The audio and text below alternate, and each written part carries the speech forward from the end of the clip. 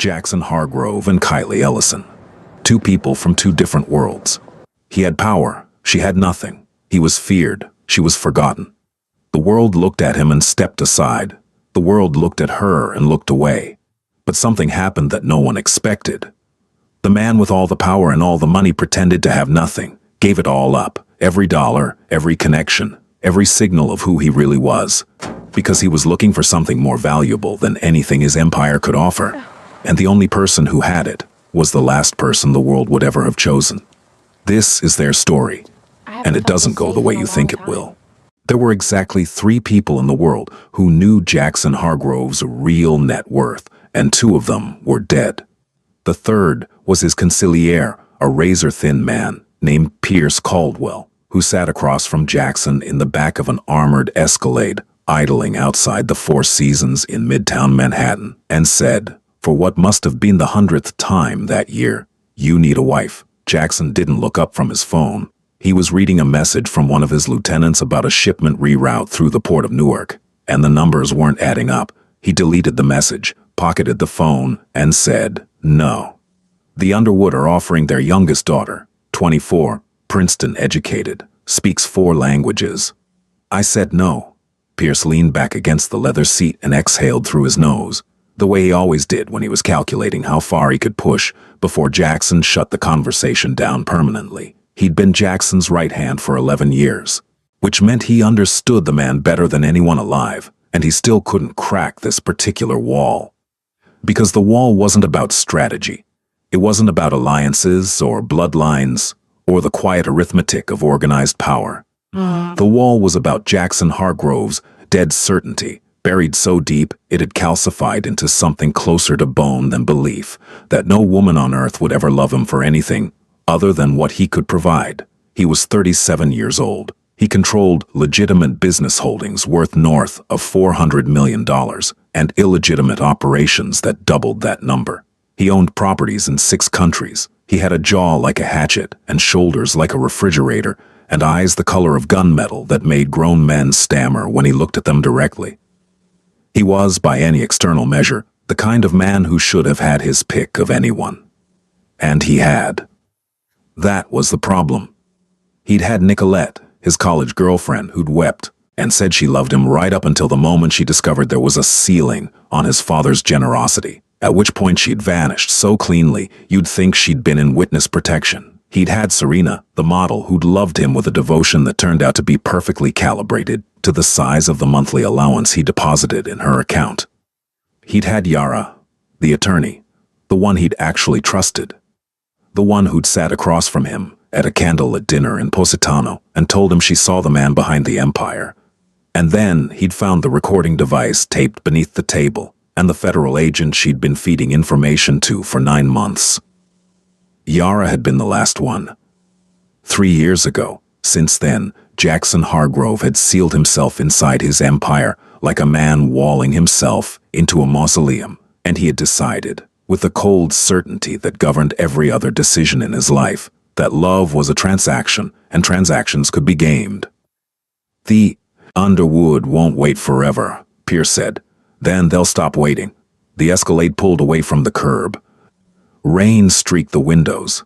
Manhattan blurred into gray light and glass, and Jackson watched it pass without seeing any of it, because something had been growing in him for months, a thought, an idea, a plan so reckless and strange that he hadn't spoken it aloud to anyone, not to Pierce, not to his younger brother Thatcher, who ran the family's real estate front, not to anyone. He was going to find out if it was possible for someone to love him with nothing, not Jackson Hargrove, the name that made restaurant managers sweat and judges return phone calls.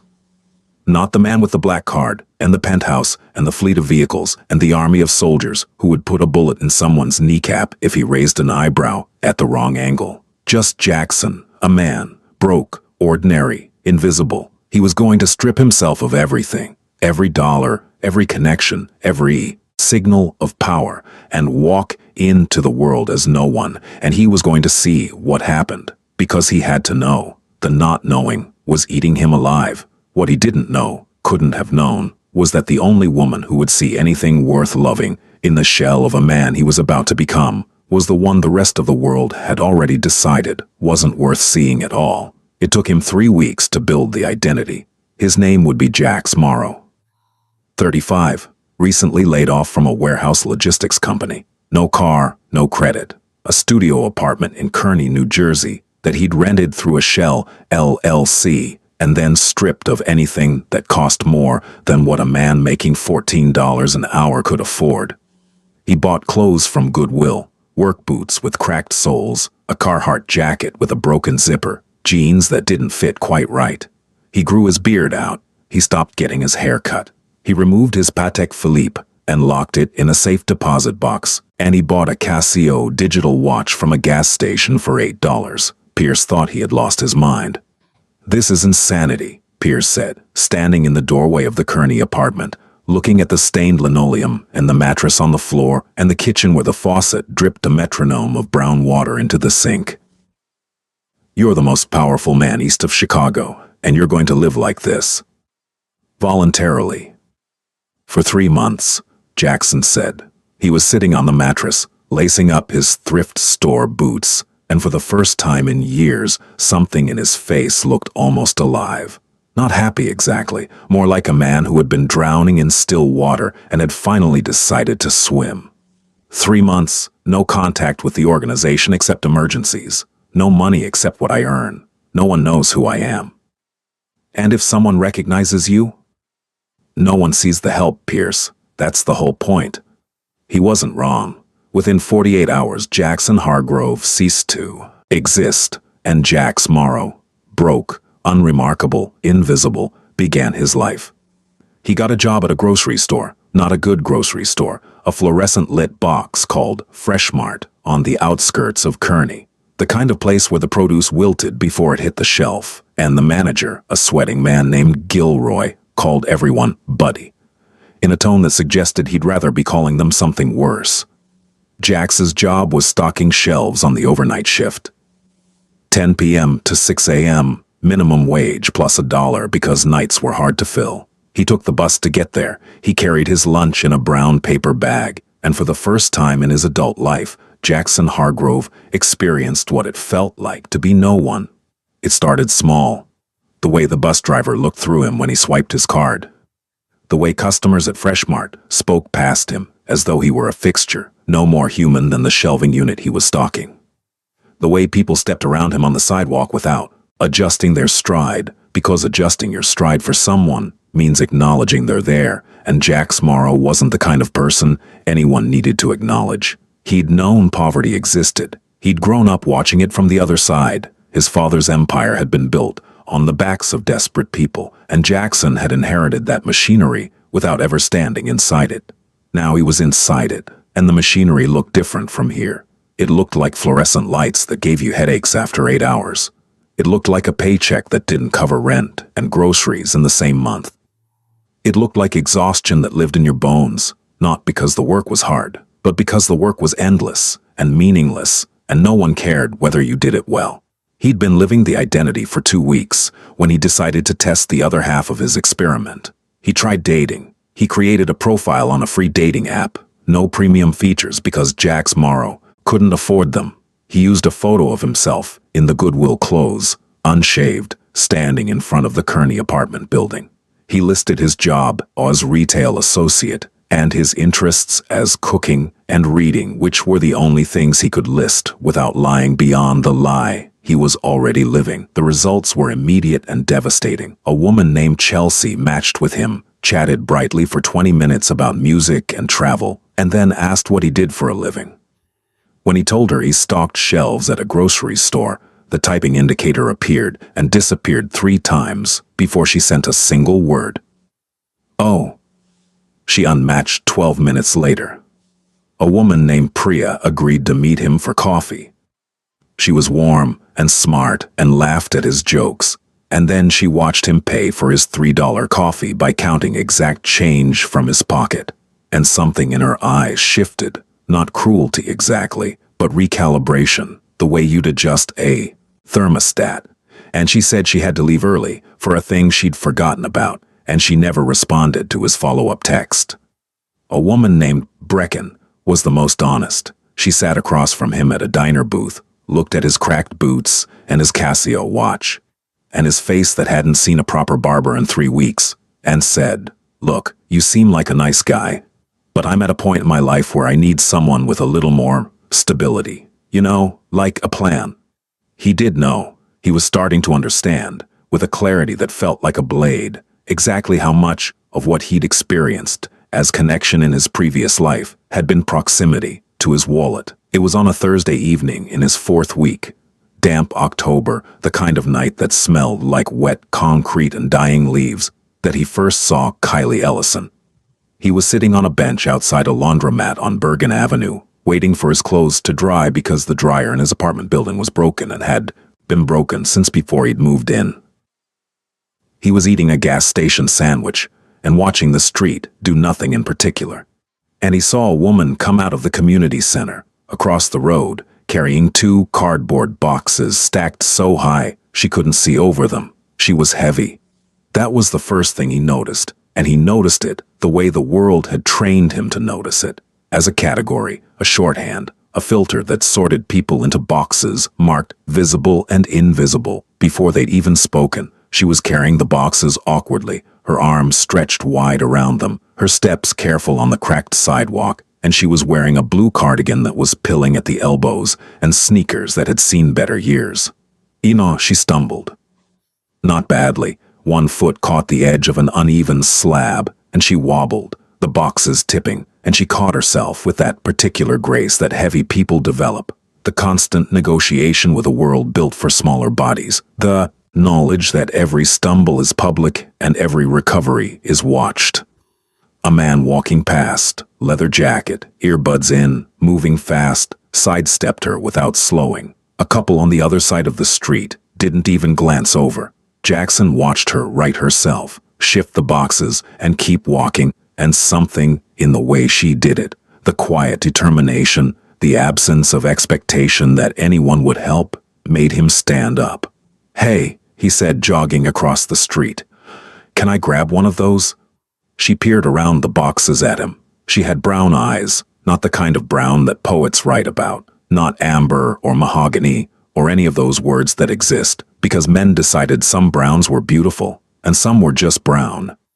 Her eyes were dark and warm and wary, the eyes of someone who had learned that unsolicited help usually came with a price tag. "I've got it," she said. "I can see that, but your arms are going to fall off in about 30 seconds. A pause. She studied. Him, the beard, the cracked boots, the jacket with the broken zipper, and something in her assessment was different from the assessment he'd gotten from Chelsea and Priya and Brecken. Those women had looked at him and seen what he lacked. This woman looked at him and seemed to be deciding something else entirely. Whether he was safe. "The top one," she said. "It's lighter."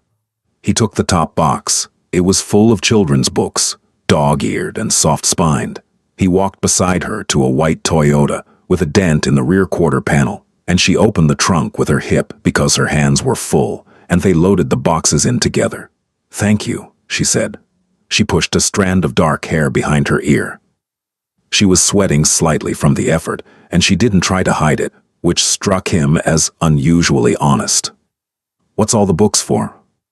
"I run a reading program at the community center. For kids who..."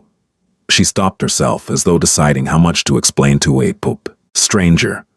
"For kids who need it. That's good work. It doesn't pay." She said it without bitterness, just flatly, the way you'd state the weather. "I'm Jax," he said. "Kylie." She got in her car. She didn't ask for his number. She didn't linger. She pulled away from the curb, and the taillights of her dented Toyota disappeared down Bergen Avenue, and Jax Morrow stood on the sidewalk in the October cold and realized that was the first conversation he'd had in 4 weeks where the other person hadn't been performing. She hadn't flirted. She hadn't tried to impress him. She hadn't calculated his worth or angled for information. She had simply been a person talking to another person, and the interaction had lasted maybe 90 seconds, and it was the most real thing that had happened to him in years. He didn't seek her out. That wasn't how the test was supposed to work. He wasn't supposed to choose someone. He was supposed to let someone choose him. But Kearney was a small place, and the community center was 2 blocks from the laundromat and 3 blocks from the bus stop he used every night to get to Freshmart. And so he saw her again. And again. And again. He saw her unlocking the community center at 7 in the morning with a coffee in one hand and her keys in her teeth. He saw her chasing a 6-year-old down the sidewalk while the kid shrieked with laughter and Kylie shouted, "Deshaun, I swear if you run into that street." He saw her sitting on the center's front steps one evening, eating a sandwich alone, reading a paperback with the spine cracked so far it was nearly in 2 pieces. He saw the way other people treated her at the Fresh Mart, where she came in on Wednesday evenings to buy groceries. He watched from behind the cereal aisle as 2 women in yoga pants whispered to each other while Kylie reached for a box of pasta, and one of them, ponytail, manicured nails, the kind of casual cruelty that comes with never having been on the receiving end, said just loud enough, "Some people really should try the salad section first." Kylie's hand froze on the pasta box for half a second, just half a second. Then she put it in her cart and moved on. He saw her at the bus stop one morning, standing in the rain because the shelter's bench had been taken by 3 teenagers who sprawled across it as though it belonged to them, and none of them shifted an inch to make room. A man waiting for the same bus looked at Kylie, looked at the rain soaking through her cardigan, and then took a deliberate step to the side, not to make room, but to distance himself, as though standing near her might be read as association. Jackson watched all of this from the margins of his false life, and something inside him began to shift in a direction he hadn't anticipated. He'd started this experiment to find out if anyone could love him without his money. He hadn't expected to spend most of it watching someone else navigate a different kind of invisibility, one that had nothing to do with bank accounts and everything to do with the size of her body and the smallness of other people's imaginations. Their second real conversation happened because of rain. He was leaving Fresh Mart at 6 in the morning after his shift, bone-tired and smelling like cardboard and floor cleaner, and the sky opened up, not drizzle, a full of salt, sheets of water that turned the parking lot into a shallow lake in under a minute. He stood under the store's awning, debating whether to walk to the bus stop and accept the drowning. And that's when he saw the white Toyota with a dented quarter panel sitting in the parking lot, with its hood up and steam rising from the engine. Kylie was sitting in the driver's seat, with the door open, staring at the engine like it had personally offended her. She was already wet. Her cardigan, a different one, green this time, but still pilling, was dark with rain across the shoulders. "That doesn't look great," he said, walking over. She looked up. Recognition flickered across her face. "Box guy. Jax. I remember." She gestured at the engine. "My radiator hose cracked. Apparently this is what happens when you drive a car held together by prayer and duct tape. You need a tow. I need a time machine to go back to 2019 when this car was merely unreliable instead of actively hostile." She pulled out her phone, looked at it, and put it back in her pocket. "I called a tow. They said 45 minutes. That was an hour ago." He sat down on the wet curb next to her car. She looked at him with an expression he was beginning to recognize, not suspicion exactly, but a kind of careful attention, as though she was waiting for the catch. "You don't have to wait with me," she said. "I know. Seriously, you just got off a shift, right? You look exhausted." "I am exhausted, but I'm also already wet, and the bus doesn't come for 20 minutes, so..." He shrugged. "Tell me about the, reading program." She studied him for another long moment. Then she sat down on the curb beside him, and she told him. It was called Read Bridge. She'd started it 4 years ago after quitting a soul-deadening desk job at an insurance company. The community center let her use the space for free in exchange for running their after-school activities, which meant she was technically working 2 jobs for the pay of 0. She had 23 kids in the program, ages 6 to 12, most from families where books were a luxury and reading for pleasure was an abstraction. She drove to library sales and thrift stores across 3 counties to find books. She wrote grants on weekends. She'd been turned down for funding 14 times. 14? He said. 15, actually. I forgot about the Holcomb Foundation. They sent me a letter that was so politely devastating I framed it. She almost smiled. They said my program showed admirable community spirit, but didn't align with their Strategic funding priorities, which I think means they gave the money to someone with a better logo. That's criminal. That's non-profits. The tow truck arrived. The driver was 40 minutes late and annoyed about it, and he looked at Kylie in her steaming car and said, "This thing's barely worth towing." And Jackson felt something hot and sharp rise in his chest, the reflex of a man accustomed to making people regret their disrespect, and he swallowed it. Jax Morrow didn't have that power. Jax Morrow could only stand on a wet curb and watch. But Kylie handled it herself. She looked at the driver with a steadiness that had nothing to do with aggression and everything to do with exhaustion that had crystallized into patience, and she said, "It's worth towing to me. Can you take it to Ruiz Auto on Skylar, please?" The driver shrugged and loaded it up. When the truck pulled away, Kylie turned to Jax and said, "Thanks for sitting with me. That was..." She stopped. People don't usually do that. Sit on wet curbs? Stay. The word landed between them with a weight that had nothing to do with radiator hoses. He held her gaze for a moment too long, and she looked away first, pulling her wet cardigan tighter around herself, and he understood that she had just told him something enormous without meaning to. People don't stay. That was her experience. People leave, or they never arrive in the first place. "Oh, I'll see you around, Kylie." "See you around, Jax." After that, the seeing around became deliberate on both sides, though neither of them admitted it. He started stopping by the community center on his way to the bus stop. She was always there, painting a mural with kids, or reorganizing bookshelves, or arguing on the phone with someone about a water heater that had been broken for 3 months. He'd lean against the doorframe and wait for her to notice him, and when she did, her face would do something complicated. Pleasure and wariness and a kind of preemptive bracing, as though every good thing came with an expiration date she was already counting down to. He brought her coffee once. Gas station coffee, because that was what Jax Morrow could afford. She took it like he'd handed her a diamond.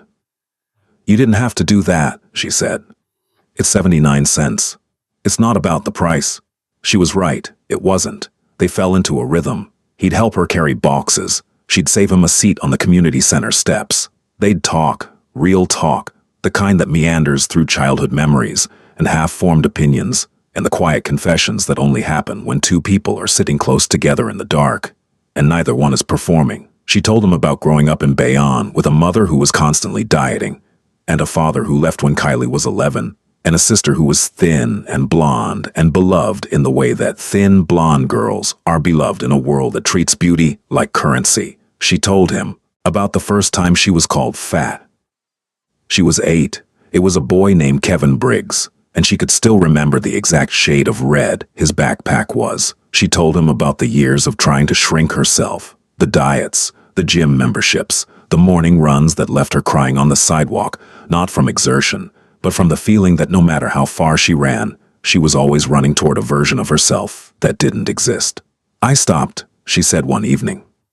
They were sitting on the steps, the October air sharp and clean, and the streetlights were just coming on. "About 3 years ago, I just stopped, not stopped caring about my health, but stopped trying to earn my way into being treated like a person. I decided I was going to be a person regardless. How's that working out? Some days it's revolutionary. Some days it's just exhausting." She asked him about himself, and this was where the guilt started. He told her truths, wrapped in lies. He told her he'd grown up on the East Coast, true. That his father had been a hard man, true. That he'd spent most of his adult life in a world he didn't choose, true. That he was trying to figure out who he was outside of that world, true in a way that would have astonished her if she'd known the full shape of it. He told her he was broke, and she didn't flinch. She didn't recalculate. She didn't develop a sudden prior engagement. She just nodded and said, "Me too. Welcome to the club. Meetings are Tuesdays. The only refreshment is anxiety." He laughed. He hadn't laughed, really laughed, the kind that starts in your stomach and catches you off guard, in longer than he could remember. He was falling for her.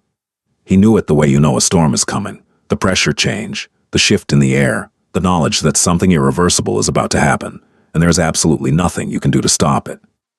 She was falling for him too, though she would have denied it if asked. She would have said she didn't have time.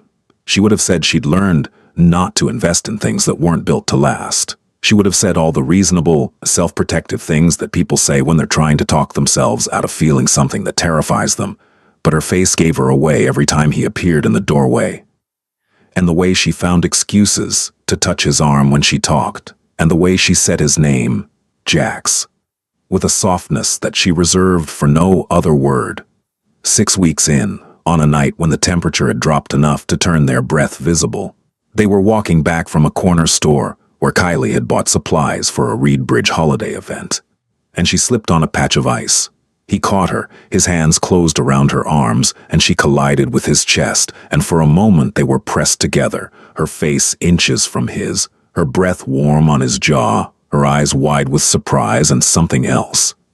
And the world contracted to the space between their bodies. "Sorry," she whispered. She didn't pull away. "Don't be. She laughed, but it was a nervous laugh, the kind that covers what you're actually feeling. "I'm not exactly light.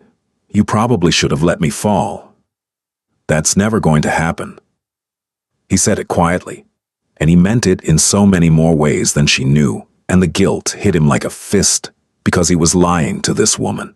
Every day, every conversation, every moment of closeness was built on a deception, and she was giving him something real. Her trust, her humor, her wounded and cautious and beautiful honesty, and he was giving her a fiction.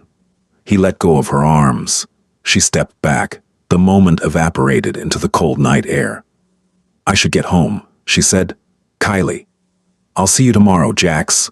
She walked away, and he stood on the frozen sidewalk and hated himself with a precision and thoroughness that would have impressed anyone who'd ever tried to hate Jackson Hargrove. The problem with living a lie is that the world doesn't pause to accommodate your moral crisis. While Jackson was falling in love with Kylie Ellison on the frozen sidewalks of Kearney, New Jersey, the machinery of his real life was grinding forward without him. Pierce called on a burner phone every Sunday. The updates were compressed and urgent. The Underwood were making moves on Jackson's distribution network. A federal investigation had subpoenaed records from one of his shell companies.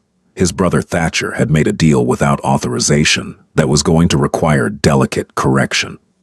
"You need to come back," Pierce said during the 8th Sunday call. "Not yet." "Jackson," I said, "not yet." He couldn't come back yet. He couldn't come back because he hadn't finished what he'd started, and because leaving now meant leaving Kylie, and leaving Kylie had become unthinkable in a way that frightened him. But the outside world was pressing in from another direction too, one he hadn't anticipated. There was a man named Boyd Wessler. He was the property manager for the building that housed the community center. A paunchy man with a comb-over and a gold watch he couldn't afford, and the particular brand of petty authority that flourishes in men who have been given a small amount of power over people with no recourse. Boyd had been raising the rent on the community center space for 2 years, incrementally, strategically, squeezing Kylie's program the way you'd squeeze a tube of toothpaste. Slowly enough that no single increase was worth fighting over, but relentlessly enough that the end was inevitable. Jackson learned about Boyd because Kylie told him one evening on the steps, in a voice that was trying very hard to be matter-of-fact and failing. "He wants to raise it another $300 a month. That's..." She did the math in her head, the way people do when every number is a wound. "That's more than I bring in from donations in a good month. I can't cover it. Can you negotiate?" "I've tried." He doesn't negotiate. He just tells me I'm welcome to find another space and then looks at me like he's doing me a favor by not kicking me out today. She picked at the hem of her cardigan. "He also..." She stopped. "He also what?" She was quiet for a long time. Then, "He makes comments about my weight. Not outright, just, jokes, little remarks about how the floor joists can only take so much, haha, or asking if the snack table at the kids' events is really for the kids, that kind of thing." The heat in Jackson's chest flared so violently, he had to press his hands flat on the concrete step to keep himself seated. In his other life, Boyd Wessler would be having a very different kind of conversation. The kind that took place in a room with no windows and ended with a revised understanding of how one speaks to other human beings. But Jax Morrow had no leverage Jax Morrow was a grocery store clerk who couldn't even fix his own apartment's dryer. "He shouldn't talk to you like that," Jackson said. His voice was controlled, but Kylie glanced at him and something flickered across her face. She'd heard the undertone, the steel beneath the calm, and it surprised her. "People talk to me like that all the time, Jax." "That doesn't make it right." "No, but it makes it Tuesday." The way she said it, dry, resigned, without self-pity, broke something in him, not because she was weak, because she was so profoundly strong, and the world was punishing her for it. He started paying closer attention after that, and what he saw made the heat in his chest burn hotter. He saw the way the cashier at the pharmacy spoke to Kylie in a loud, slow voice, as though her body size had somehow impacted her hearing. He saw the way the bus seat beside her was always the last one taken. He saw the way men looked at her, not with hostility, which would at least have been a form of acknowledgement, but with nothing. As though she were a blank wall, a parked car, a thing to walk past. He saw the way her Reed Bridge kids looked at her too, and that was different. Those kids looked at her like she'd hung the moon. A girl named Aaliyah, 7 years old, with braids and a gap-toothed grin, hugged Kylie every single day with the kind of full-body commitment that only children are capable of, and Kylie would scoop her up and say, "Hey, my favorite reader," and Aaliyah would say, "I finished a whole chapter by myself." And Kylie would react as though Aaliyah had just announced she'd been accepted to Harvard. Those kids saw Kylie. They saw her clearly and completely, with the uncorrupted vision of people who hadn't yet learned that the world sorts human beings by the shape of their bodies. Jackson saw her too, and what he saw was the most remarkable person he had ever met. Not because she was kind, though she was, not because she was brave, though she was that too, but because she had built a life of meaning in a world that had told her every day in 1,000 small and large ways that she didn't matter, and she had refused to believe it. She had taken the hand she was dealt and played it with a grace that put every power broker and kingpin Jackson had ever known to absolute shame. He wanted to tell her the truth. The urge was a physical thing, a pressure behind his sternum that built every time she looked at him with those brown eyes that held more honesty than he deserved. But the truth would end it. He knew that with the same certainty he knew anything.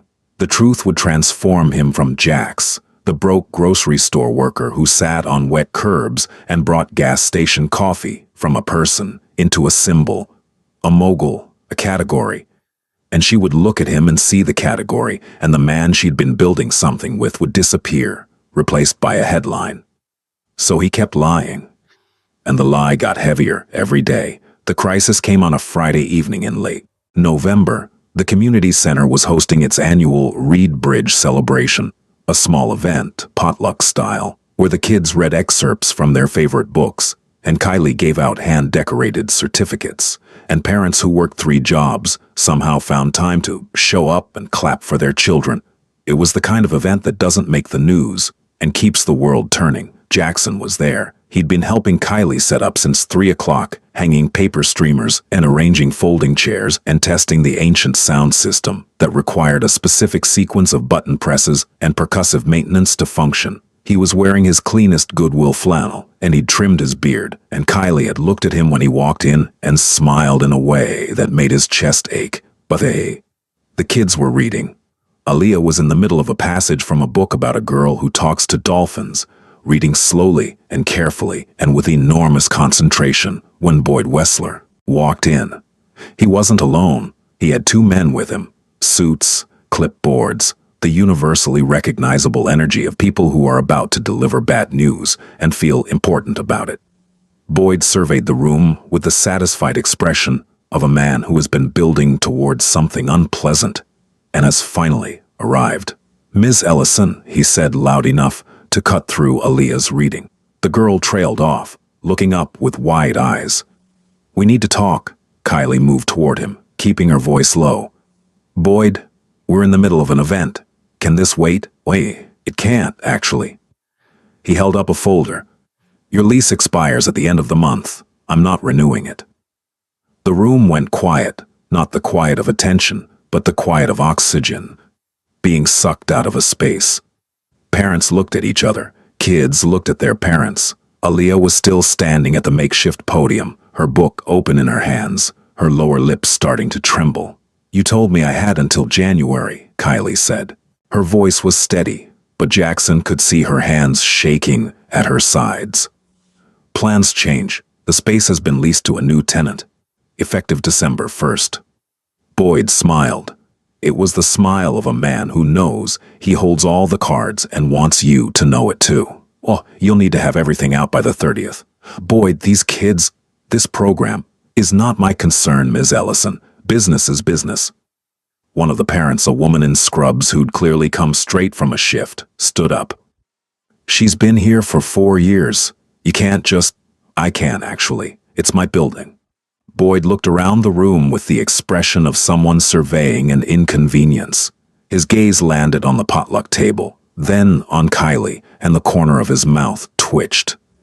Maybe if the budget had been spent on rent instead of refreshments. He didn't finish the sentence. He didn't need to. The implication hung in the air like smoke, and Jackson saw Kylie's face change, saw the armor she'd spent years building crack just for a moment, just enough for the hurt to show through. And something inside him detonated, not the contained, strategic anger of Jackson Hargrove, who dismantled enemies with phone calls and legal maneuvers and the occasional, calculated demonstration of consequences. This was something raw. This was the anger of a man watching the woman he loved be humiliated in front of the children she had given everything to protect by a small, cruel man who thought the world owed him deference because his name was on a lease. He stepped forward. "Get out." Boyd looked at him for the first time, looked at the cracked boots and the Goodwill flannel and the trimmed beard that still couldn't quite disguise the face of a man who had made other men beg. "Excuse me?" I said, "Get out. You've delivered your message. Now leave." "And who exactly are you?" Jackson looked at him, just looked, and whatever Boyd Wessler saw in those gunmetal eyes, whatever evolutionary signal fired in the reptilian base of his brain that told him this was not a grocery store clerk.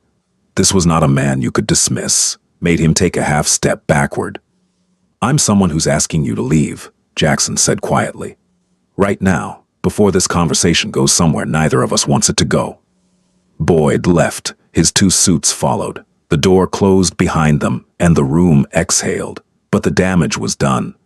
Kylie stood in the middle of the community center with her paper streamers and her folding chairs and her hand-decorated certificates, and she looked like someone who had just watched a building collapse with everything she owned inside it. Aaliyah walked up to her and pulled on her sleeve. "Miss Kylie, do I still get to read my book?" Kylie looked down at the girl, and she did something that made Jackson's throat close. She smiled, not a real smile, a constructed one, built from sheer willpower and the refusal to let a 7-year-old see her fall apart. "Of course you do, baby. Go ahead." Aaliyah went back to the podium and kept reading about the girl who talks to dolphins, and Kylie stood with her arms crossed and her shoulders square and her eyes bright with tears she would not let fall. And Jackson understood with a certainty that felt like a wound, that he was in love with this woman and that he had been lying to her every day, and that both of those things could not continue to be true at the same time. After the event, after the parents took their kids home and the folding chairs were stacked and the streamers were pulled down, Kylie sat on the steps of the community center and cried. She didn't cry the way she did anything else in public, carefully, minimally, with an awareness of being watched. She cried like someone who had been holding a dam in place with her bare hands for years and had finally let go. Jackson sat beside her and said nothing. He didn't try to fix it. He didn't offer platitudes. He just sat there, close, enough that his shoulder touched hers, and let her feel whatever she was feeling without commentary. When the crying slowed, she said, "I don't know what I'm going to do. You're going to figure it out. I don't have anywhere to take them, Jax. I've been looking for months. Every space I can afford is a closet or a condemned building, or 3 bus transfers from where the kids live, and the ones that are right are," she laughed, wet and bitter, "are priced for people who aren't me. What if I could help?" She looked at him. "You stock shelves at a grocery store. I know, but Jax. She put her hand on his arm. You're the kindest person I've met in a long time, but kindness doesn't pay rent. Trust me. I've tested that theory extensively. He wanted to tell her. The words were right there, stacked behind his teeth, like ammunition. I'm not who you think I am. I have $400 million. I could buy that building. And every building on this block can make Boyd Wessler spend the rest of his life regretting the day he learned your name. But he couldn't. Because the moment he said those words, everything they'd built, every honest conversation, every wet curb, every gas station coffee, would be retroactively contaminated. She would look back at every moment and wonder what was real. She would wonder if he'd been studying her, testing her, manipulating her. She would wonder if his presence in her life had been an experiment. And the answer, horribly, was yes. It had started as an experiment. It had stopped being one the day she said, "People don't usually stay," on a rainy curb outside Freshmart. And something inside him recognized something inside her. "I'll help you find a space," he said. "We'll figure it out." "Jax, Kylie, I'm not going anywhere." She looked at him for a long time. Then she leaned her head against his shoulder, and he put his arm around her, and they sat on the steps of a community center that was about to be taken from her, and neither of them said anything. And it was the most honest moment of Jackson Hargrove's deeply dishonest life. The next 2 weeks were a frantic scramble. Kylie called every church, every community organization, every sympathetic business owner in a 10-mile radius, looking for a space she could afford. Jax helped.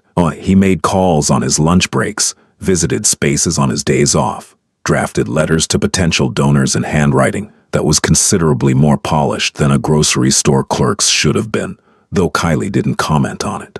They found nothing. Every option was too expensive, too far, or too broken. The clock ticked toward December 1st, and Kylie's composure began to fray at the edges. And then, because the universe has a sense of timing that borders on cruelty, the other shoe dropped. It was a Tuesday evening. Kylie was at the community center, packing boxes, slowly, reluctantly, each book she wrapped in newspaper, a small concession to defeat, when Boyd Wessler returned. This time he wasn't there about the lease. This time he was there about something else entirely. Jackson wasn't there when it happened. He heard about it afterward from Kylie, who told him in a voice so flat and controlled that it terrified him more than tears would have. Boyd had come in alone. He'd watched her pack for a moment. Then he'd closed the door behind him, and he'd said, "You know, Kylie, this doesn't have to be so hard." She'd kept packing. "What do you mean?" "I mean there are arrangements, ways to make things work for people who are willing to be flexible." She'd looked up, and she'd understood, not from his words, but from the way he was standing, too close, hip against a table, arms crossed with a deliberate casualness that was the opposite of casual, and from the way his eyes moved over her body, not with attraction, but with the possessive assessment of a man who believes that a woman with no options is a woman who belongs to him. "Get out," she'd said. "Think about it. You need a space. I have a space. We could help each other." Get out. He'd left.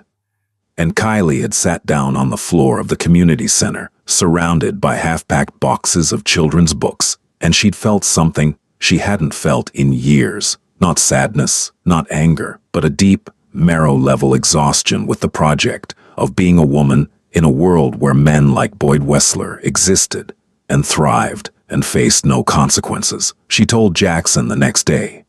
She told him on the steps, in the cold, in the voice that was trying to be a report and kept threatening to become something else. When she finished, the silence that followed was so complete that she could hear the traffic signal clicking on the corner a block away. "Jax," she said, "say something." He was gripping the edge of the concrete step so hard that his knuckles had gone white.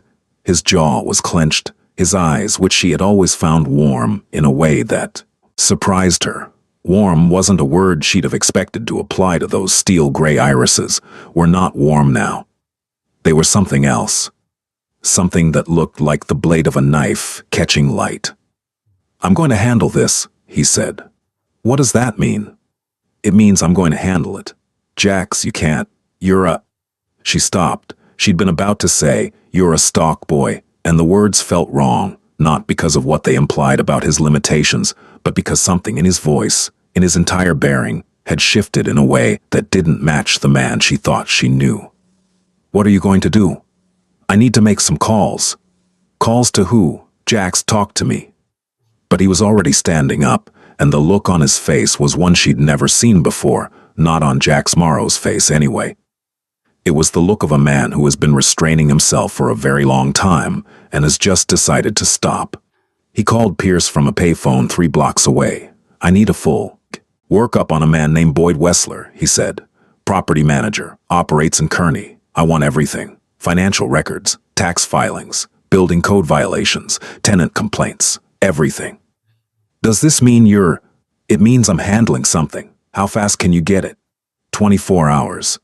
"You have 12. Pierce delivered in 10. The file was waiting in a dead drop at a storage unit in Newark, a manila envelope thick enough to be a novel, containing the complete financial biography of Boyd Wessler. It was worse than Jackson had expected. Boyd wasn't just a petty tyrant. He was a fraudulent one. He'd been inflating maintenance costs across his properties for years, pocketing the difference. He'd failed to address building code violations in 3 of his buildings, including one that had a structural issue in the stairwell that could, according to an engineer's report that had been conveniently buried, collapse under stress. He was behind on property taxes. He'd been the subject of 2 harassment complaints from former tenants, both quietly settled with non-disclosure agreements. Boyd Wessler was a house of cards in a cheap suit, and Jackson Hargrove held every breeze. The question was how to use it. The old Jackson would have made 1 phone call. Boyd would have been visited. There would have been a conversation, the kind of conversation that leaves no marks and creates lasting impressions, and the problem would have been resolved within the hour.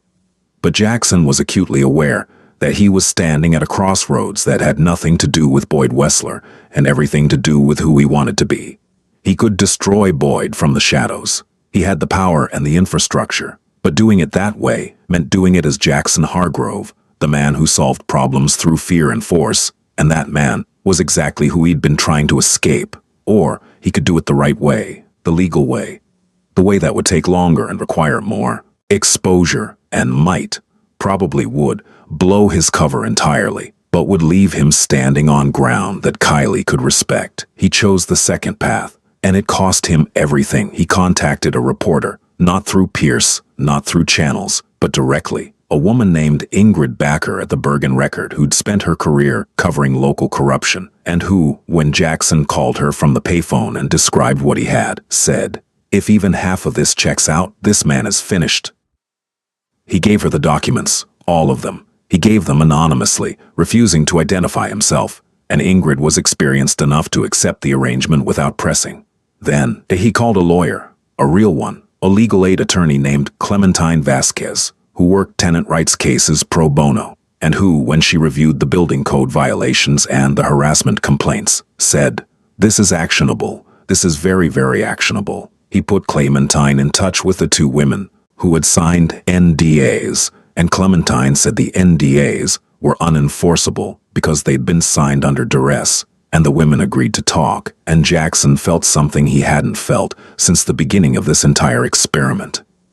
Useful. Not powerful, useful. There was a difference, and it was enormous. The Bergen Record ran the story on a Monday. It was detailed, damning, and thorough. Boyd Wessler's financial fraud, his building code negligence, the harassment allegations, all of it laid out with the kind of meticulous documentation that leaves no room for denial. By Wednesday, the county had opened an investigation. By Friday, Boyd's properties were being inspected. By the following Monday, his business license was suspended pending review. And somewhere in the middle of all of this, because Jackson had been too focused on dismantling Boyd to manage his own cover story, the truth began to unravel. It started with Ingrid Backer. She was a good reporter, good enough to wonder where a stack of forensic quality financial documents had come from, and good enough to trace the storage unit where the dead drop had been made, and good enough to find a security camera that showed a man in a Goodwill flannel and cracked boots who didn't move, like a man in a Goodwill flannel and cracked boots. She didn't publish it. She did something worse. She called Kylie. Kylie told him about the call on a Thursday evening, sitting on the steps of the community center that she was now, thanks to the investigation, not required to vacate. Her voice was different, not flat, not controlled, not doing any of the things she did to protect herself. Her voice was raw. "A reporter called me," she said. "Ingrid Backer, from the Bergen Record." Jackson went very still. "She asked me about you, about Jax Morrow." Kylie looked at him, and her eyes were the eyes of someone who is holding the last piece of a puzzle they don't want to complete. "She said the documents that took down Boyd came from someone matching your description. She said she tried to look into Jax Morrow and couldn't find him. No social security trail. No employment history before 2 months ago. No past." She paused. "She asked me if I knew who you really were." The silence between them was the loudest thing Jackson had ever heard. "Do you?" she asked. He could have lied, one more lie on top of all the others. He could have deflected, explained, constructed some plausible story that would buy him time. Instead, he told her the truth, not gently, not strategically. He told her the way a man tells the truth, when he's been carrying it so long that his arms are shaking, clumsily, desperately, with the kind of completeness that leaves nothing hidden.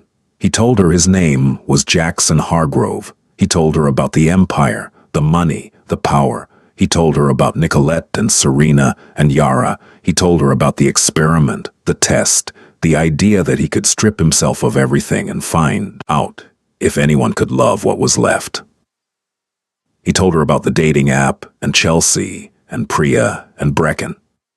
He told her about sitting on a bench outside a laundromat and watching a woman carry 2 boxes of children's books and stumble on a cracked sidewalk and keep going. He told her he loved her. He said it simply, without decoration.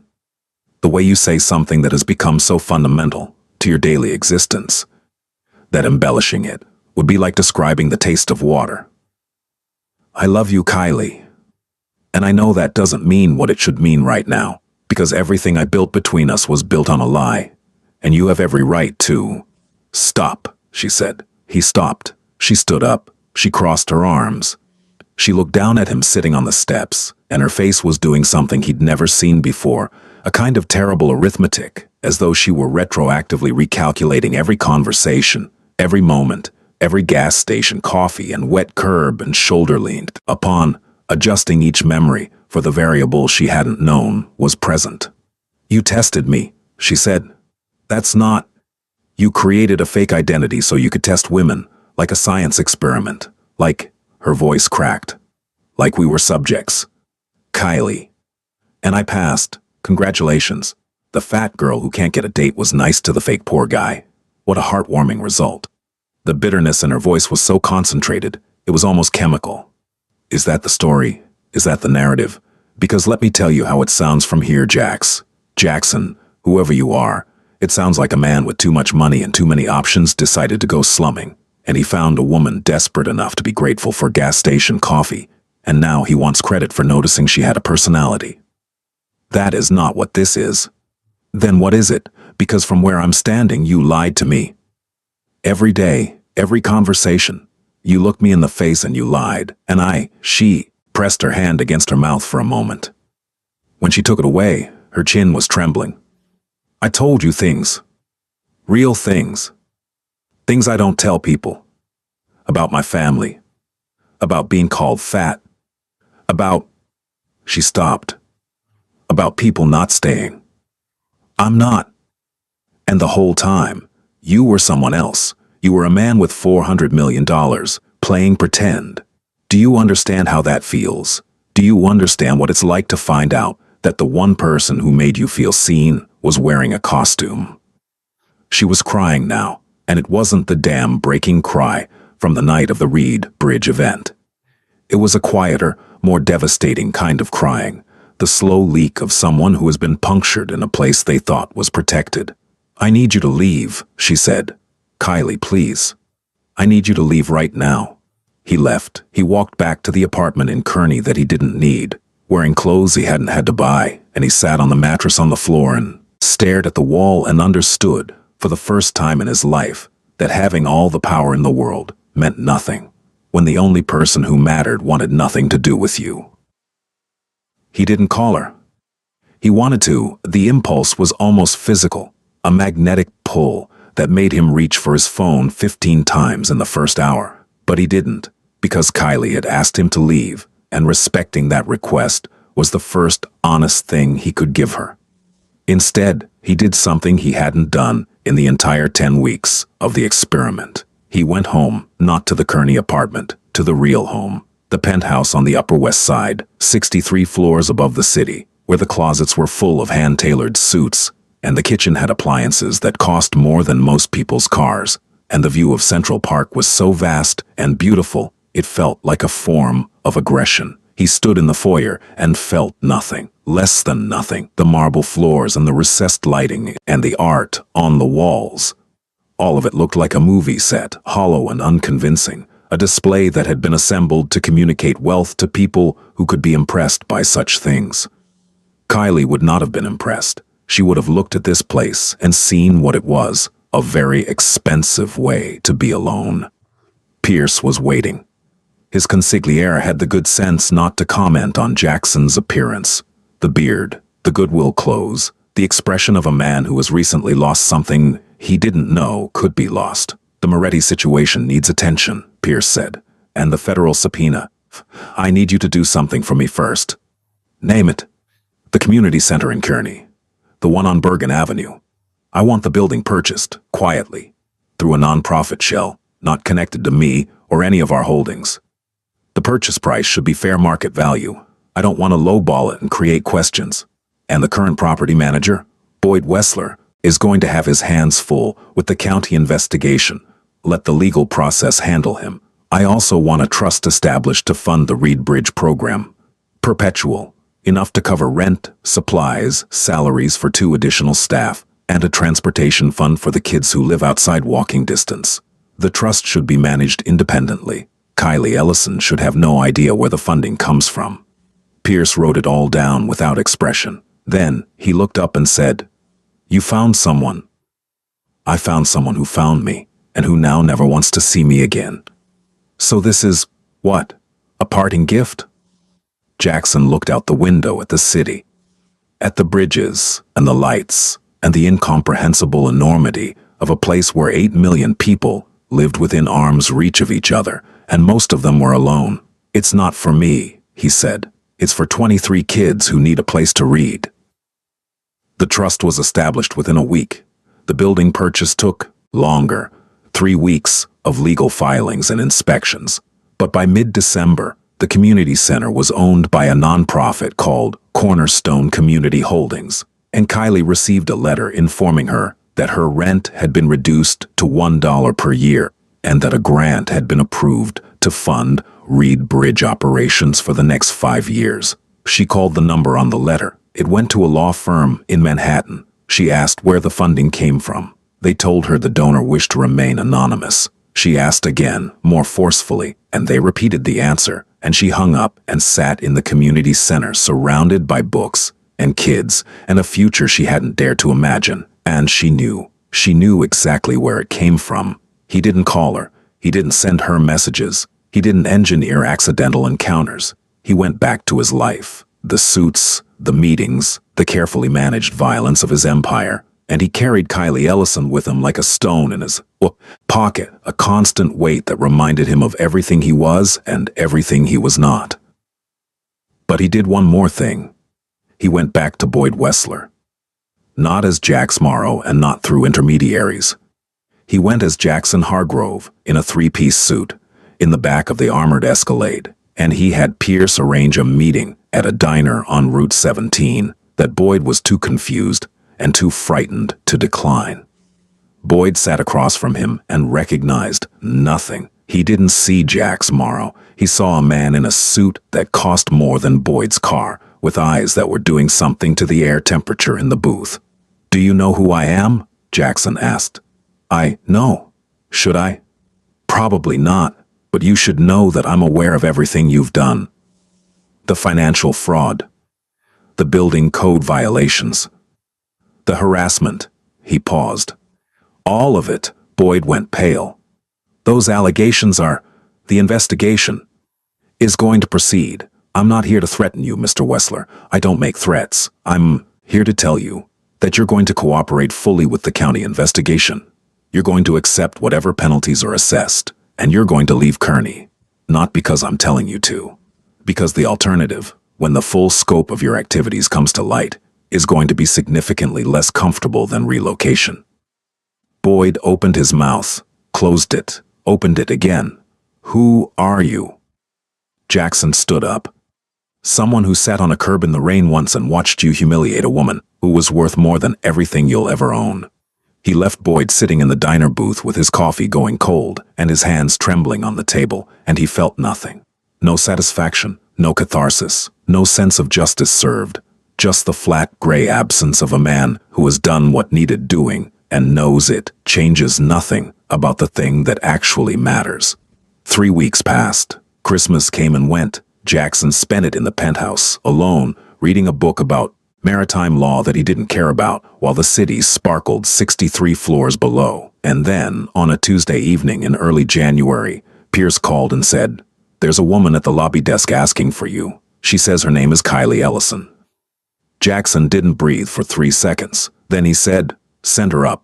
She came out of the elevator looking exactly like herself. Blue cardigan, pilling at the elbows, sneakers, dark hair pushed behind her ears, and she looked around the penthouse with an expression that was not impressed or intimidated, but rather deeply, carefully analytical, as though she were translating what she saw into a language she understood. "So this is what $400 million looks like," she said. "Some of it. It's very, she searched for the word, echoey." He almost smiled. "It is." She didn't sit down. She stood in the middle of his living room with her arms crossed and her chin up, and she said, "I know it was you, the building, the trust. Reed Bridge. Kylie, don't deny it." "I wasn't going to." "Good." She took a breath. "I came here to say 2 things. The first thing is, what you did for those kids, for that program, was the most significant thing anyone has ever done for me, and I'm grateful. I need you to know that. You said 2 things.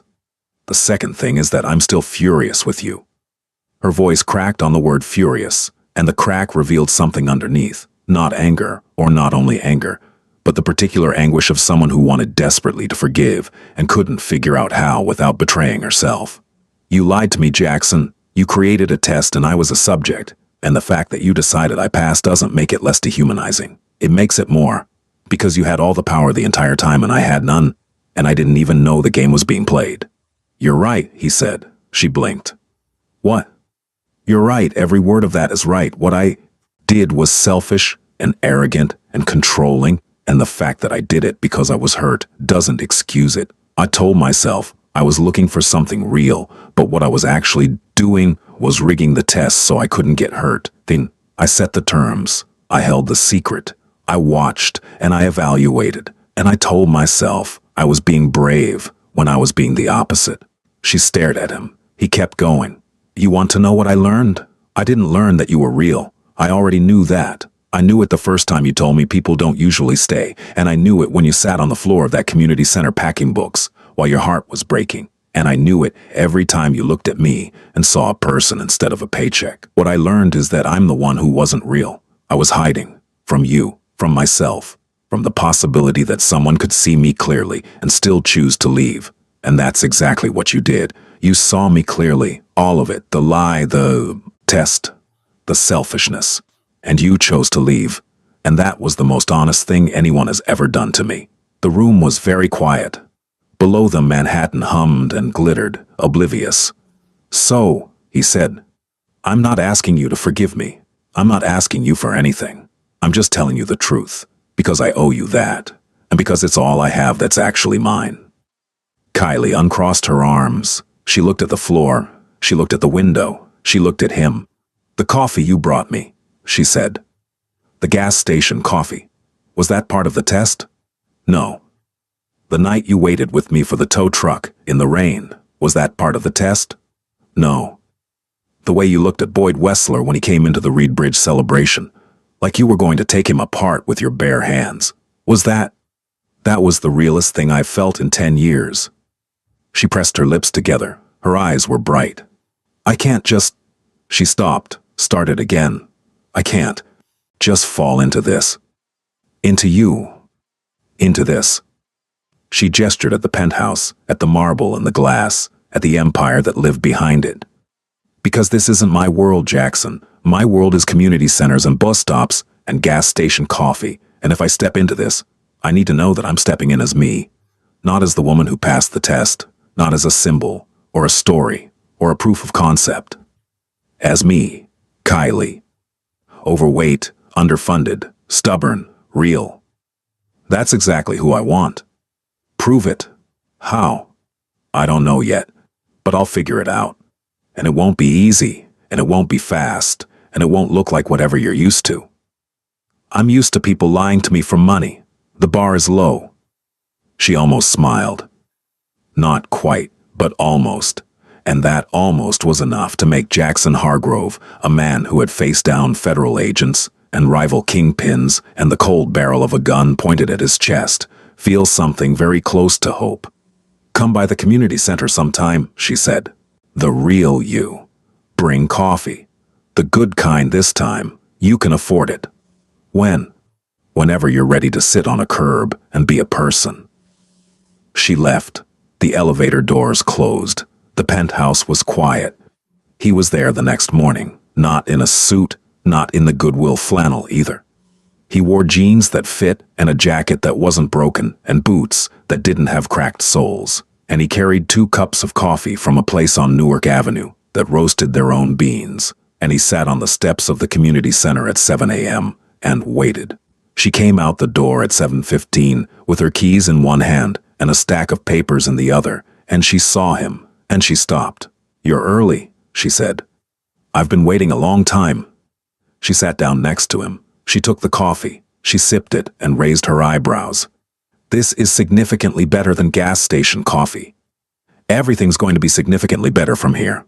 That remains to be seen, but she was smiling, really smiling, for the first time since he'd told her the truth, a small, cautious, hard-won smile that didn't promise anything, but didn't close any doors either. It was the smile of a woman who had decided to take the risk of being seen by someone who had already proven he could hurt her and who was choosing, against all sensible advice, to believe that he wouldn't.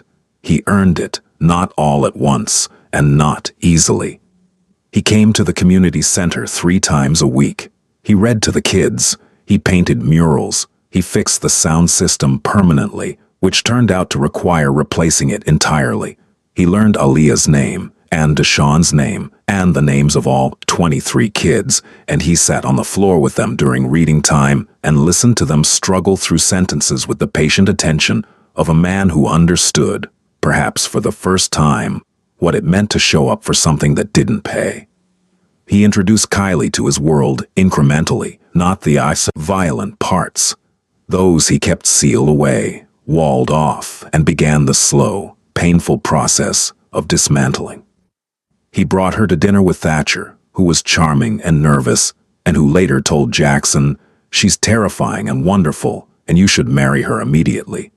He took her to the legitimate businesses, the real estate holdings, the restaurant group, the charitable foundation that his accountants had created for tax purposes, but that Kylie, within a month, had restructured into something that actually functioned as a force for good. He also went to therapy. Kylie had suggested it. Suggested is a generous word. She'd said, "You need to talk to someone who isn't me about the fact that you created a fake identity to test women's love, because that is several layers of attachment dysfunction that I am not qualified to address."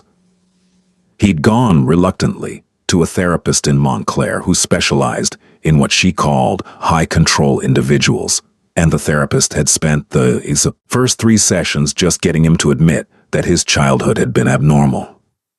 It was slow. The kind of slow that tests your patience and rewards your persistence. The slow of 2 people building something real on ground that had been salted by deception, watering it daily with honesty and stubbornness and the kind of small, daily kindnesses that don't make stories but do make lives. He never asked her to change. Not her body. Not her wardrobe. Not her pilling cardigans or her sneakers, or the way she drove her newly repaired Toyota, even though he offered to buy her anything she wanted. She turned down the car. She turned down the clothes. She accepted the funding for Reed Bridge because it wasn't for her. It was for the kids. Everything else, she said, she would earn. She changed his life in ways he hadn't known were possible. She made him laugh. She made him eat dinner at a table instead of at a desk. She made him call his brother on his birthday. She made him sit still long enough to realize that the restlessness he'd carried his entire life wasn't ambition. It was fear. Fear of being seen. Fear of being known. Fear that if anyone looked past the money and the power and the name, they'd find nothing worth loving underneath. Kylie had looked, and she'd found something. Not a perfect man. Not a redeemed one. Not fully, not yet. A man who was trying. A man who had lied, and who was learning, painfully and imperfectly, how to tell the truth. A man who sat on the floor of a community center and read books about dolphins to a 7-year-old, and who went home to a penthouse where the woman he loved was sitting on the couch in a pilling cardigan, eating takeout and reading grant applications, and who understood, looking at her, that this was the only wealth that had ever meant anything. On a spring evening, 4 months after she'd walked into his penthouse and told him to prove it, they were sitting on the steps of the community center. The sun was going down. The air smelled like cut grass and warming pavement, and the particular sweetness of a city in April when everything is beginning. Jax, she said. She still called him that sometimes. It was the name she'd fallen in love with, and she wasn't ready to let it go entirely, and he didn't ask her to. Yeah. Thank you. For what? For sitting on that curb in the rain. When you didn't have to. He looked at her. The blue cardigan, the brown eyes that weren't amber or mahogany, or any of the words that men invented to make some browns more valuable than others. The face that the world had decided wasn't worth seeing, and that he would spend the rest of his life looking at. Kylie, he said. That was the only thing I've ever had to do. She leaned her head against his shoulder. He put his arm around her. The streetlights came on, one by one, and the community center glowed behind them, and inside it, on shelves that he had helped build, and she had filled with stories. 23 children's worth of books waited for morning. This is what love looks like when you strip everything else away. Not grand gestures. Not private jets. Not the gleaming machinery of power deployed in someone's name. A curb, a cup of coffee, a choice to stay, and the willingness, after everything, to be seen as you are, imperfect, uncertain, and completely, irreversibly human, by someone who has decided, against all evidence and expectation, that what you are is enough.